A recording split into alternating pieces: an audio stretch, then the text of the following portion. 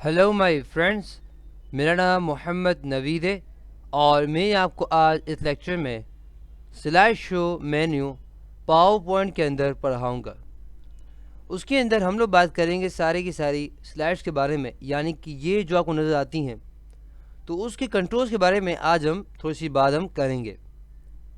सबसे पहले हमारे पास है कि फॉर्म बिगनिंग, यानी कि जब आप इस पर क्लिक कर देंगे तो क्या होगा कि जब भी आप कोई पावर पॉइंट प्रेजेंटेशन होगी तो वो शुरू से स्टार्ट होगी। यानी कि अगर मैं यहाँ पे 5 पे अपना कर्सर रखता हूँ और इस स्लाइड को सेलेक्ट कर लेता हूँ, उसके बाद मैं क्लिक करूँ फॉर्म बिगनिंग, तो आप देख सकते हैं डेफिनेटली उसने कहाँ से स्टार्ट किया। वो स्टार्ट शुरू से किया उसने। क्यों? क्योंकि मैंने कहा फ्रॉम बिगनिंग। तो आप जहाँ पे भी अपना आप कह सकते हैं कर्सर रखें या कोई भी स्लाइड को सेलेक्ट करें, मगर जब भी आप बोल देंगे फॉर्म बिगनिंग तो वो शुरू से स्टार्ट करता है। उसका बरक्स हमारे पास है फॉर्म करंट, यानी कि जहाँ मैंने अपना कर्सर रखा है या जहाँ मेरी स्लाइड सेलेक्ट है, यार फॉर एग्जांपल मेरी स्लाइड यहाँ पे कौन सेलेक्टेड है 3, तो फॉर्म करंट यानी कि जो अभी हमारे पास स्लाइड सेलेक्ट है वहाँ से। तो मैंने कहा जी वहाँ से आप पावर पॉइंट की प्रेजेंटेशन स्टार्ट कर दो। तो मैं क्या करूँगा, मैं यहाँ पे क्लिक कर दूंगा और आप देख सकते हैं मेरे पास कहाँ से स्टार्ट हुआ, 4 से। क्यों? मेरे 4 पे खड़ा हुआ, देखा आपने, 4 पे मैं काम कर रहा था।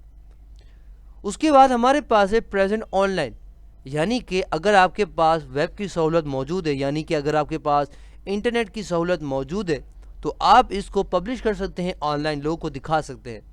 समझे आपको? तो ये आपको माइक्रोसॉफ्ट वालों के साथ या ऐसा कुछ करना होगा। डेफिनेटली इंटरनेट कनेक्शन यहाँ मौजूद नहीं है तो हम यहाँ पे नहीं कर सकते। उसके बाद हमारे पास है कस्टम स्लाइड शो, यानी कि अगर डेफिनेटली मैंने बनाया हुआ था तो डेफिनेटली ये मुझे दिखा रहा है।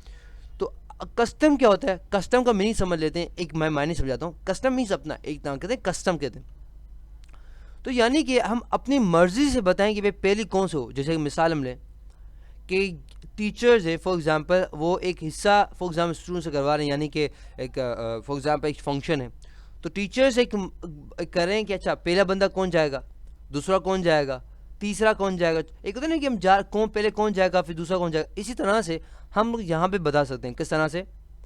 सबसे पहले मैं यहाँ पे कस्टम स्लाइड शो पे क्लिक करूँगा, उसके बाद मैं कस्टम शो पे क्लिक करूँगा।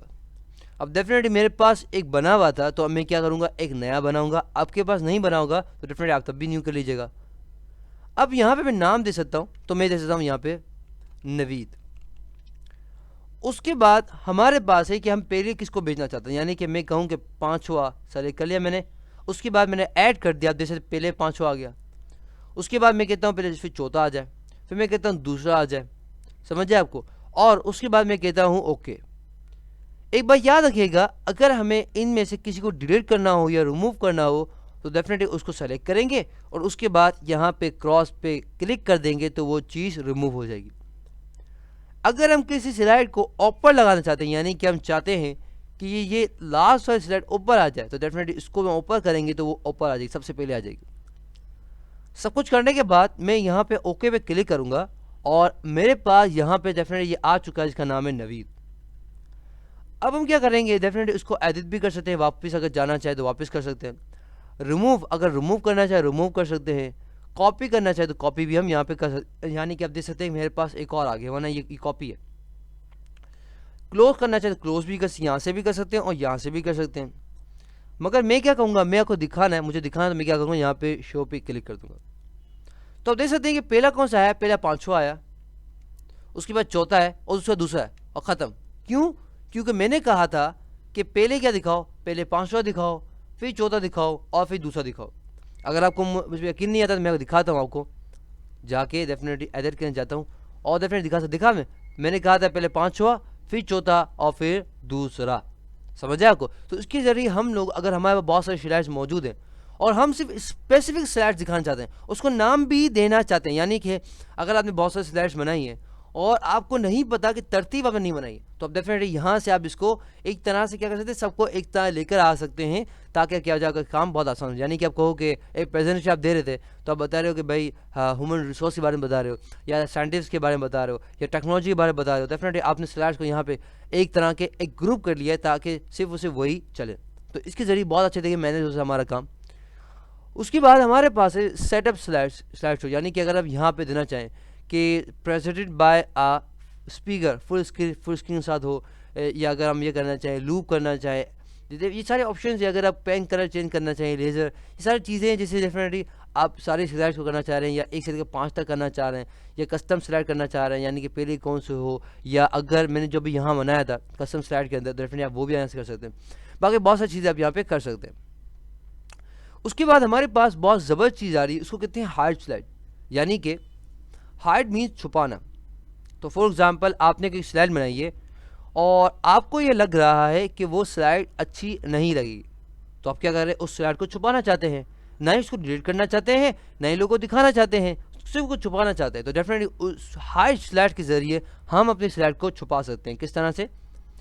अगर मैं चाहूँ कि स्लाइड नंबर 3 छुप जाए, तो मैं क्या करूँगा, इस पर इफेक्ट भी ना पड़े, तो मैं क्या करूँगा, सिंपली यहाँ पे मैंने सेलेक्ट कर लिया स्लाइड को, और उसके बाद मैं हाइड स्लाइड पे क्लिक कर दूंगा, और जैसे ही मैं इस पर क्लिक करता हूँ आप देख सकते हैं वो हाईलाइट हो चुका है। और साथ ही साथ अगर आपको नज़र आए तो 3 के साथ यहाँ पे एक कार्टेज आ गया, ये बता रहा है नहीं। तो अगर मैं F5 करके प्ले करूँ, दूसरा, चौथा, पांचवा, मगर आपको तीसरा नहीं मिला, क्यों? मैंने इसको हाइड छुपा दिया था। अगर आपको ये वापस चाहिए तो आपको क्या करना पड़ेगा, आपको वापस हाइड स्लाइड पे क्लिक करना होगा, और देख सकते हैं मेरे पास वापस से आ गया, क्यों? वो कार्टेज सेलेक्ट कर गया। उसके बाद हमारे पास डेफिनेटली सेकेंड लास्ट चीज़ बची है, वो हमारे पास है रिहर्स टाइम। रिहर्स टाइम में क्या होता है, यानी कि अगर मैं आपको यहाँ दिखा सकूँ, ये देखें, ये देखें, नज़र आया आपको, ये टाइम नज़र आ रहा है, टाइम, ये रहा टाइम। तो डेफिनेटली हमारा टाइम आ चुका है।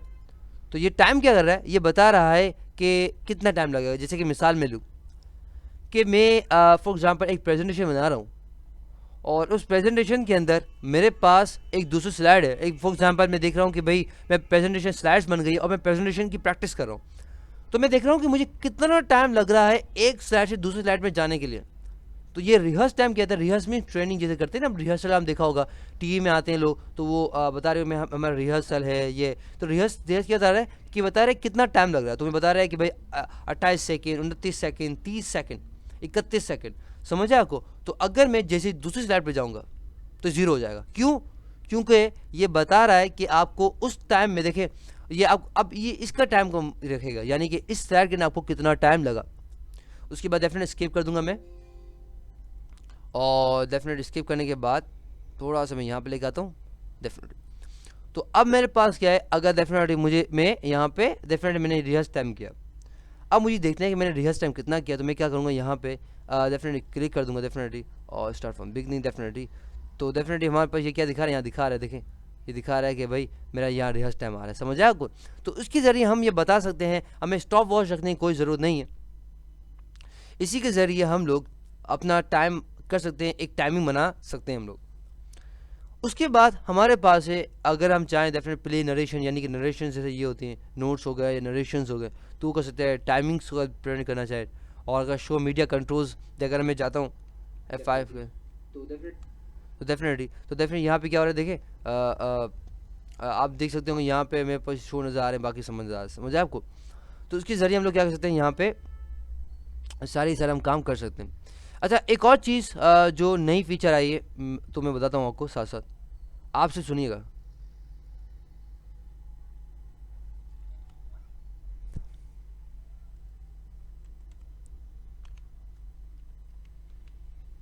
अच्छा, साथ ही साथ हम इसकी रिकॉर्डिंग भी कर सकते हैं, यानी कि अगर यहाँ पे आप चाहें डेफिनेट स्टार्ट रिकॉर्डिंग कर लेते हैं, और डेफिनेटली आप देख सकते हैं कि मेरे पास यहाँ पे रिकॉर्डिंग ऑन हो गई है। तो बेसिकली हमारे पे रिकॉर्डिंग भी साथ साथ कर रहा है, समझे आपको? देखिए रिकॉर्डिंग भी आ रहा है। तो हमारे पे एक और फीचर है, इसका नाम है रिकॉर्ड स्लाइड शो, यानी कि जो हम इसके बोलेंगे वो रिकॉर्ड भी कर रहा होगा। ये देख सकते हैं हमारे पास यहाँ पे आ चुका है। अगर सुनना है तो स्टार्ट रिकॉर्डिंग कर लेते हैं, और डेफिनेटली आप देख सकते हैं कि मेरे पास यहाँ पे रिकॉर्डिंग ऑन हो गई है। तो बेसिकली हमारे पे रिकॉर्डिंग भी साथ साथ कर रहा है, समझे आपको? देखिए रिकॉर्डिंग भी आ रहा है, यानी कि अब आपके पास ये फैसिलिटी भी आ गई है कि एक साइड के अंदर जो आप बोलते हैं उसको आप रिकॉर्ड भी कर सकते हैं। पहले जब मैं जब स्लाइड्स बनाता था, यानी कि जब पावर पॉइंट प्रेजेंटेशन बनाता था, अपने उस्ताद साहब को मैं दिखाता था और टीचर को दिखाता था, तो उस वक्त मेरे पास ये फैसिलिटी नहीं थी कि मैं बता सकूं। मगर अब हमारा एक फैसिलिटी ये है कि अगर हम रिकॉर्ड कर दें, रिकॉर्ड स्लाइड शो कर दें, और हम बिगिनिंग से कर दें, तो डेफिनेटली जो मैं बोल रहा हूँ वो रिकॉर्ड होता जा रहा है। और तो फिर मैं कह सकता हूँ कि इस स्लैश शो के अंदर हम लोग बात कर रहे हैं कि naveedplace.com के बारे में, इस तरह से, समझ आए आपको? तो उसके ज़रिए मैं रिकॉर्डिंग भी कर सकता हूँ। और रिकॉर्डिंग को सुनना है तो डेफिनेटली क्या करना होगा, हमें F5 करना होगा। तो डेफिनेटली जो मैं बोल रहा हूँ वो रिकॉर्ड होता जा रहा है, और तो फिर मैं कह सकता हूँ कि इस स्लैश शो के अंदर हम, समझ आए आपको, तो इसके ज़रिए हम रिकॉर्डिंग भी हम कर सकते हैं, रियल टाइम लगा सकते हैं, रिकॉर्डिंग भी कर सकते हैं। तो आज के लेक्चर में हम लोगों ने स्लैश शो के बारे में बात की है, और डेफिनेटली हमने 10 मिनट से ज़्यादा बात कर ली है, तो आई होप आपको समझ आ गया होगा। For more videos, lecture and exercises, come to my website www.naveedplace.com। अल्लाह हाफ़िज़, इंशाल्लाह आपसे अगले लेक्चर में मुलाकात होती है। टिल देन, अल्लाह हाफ़िज़।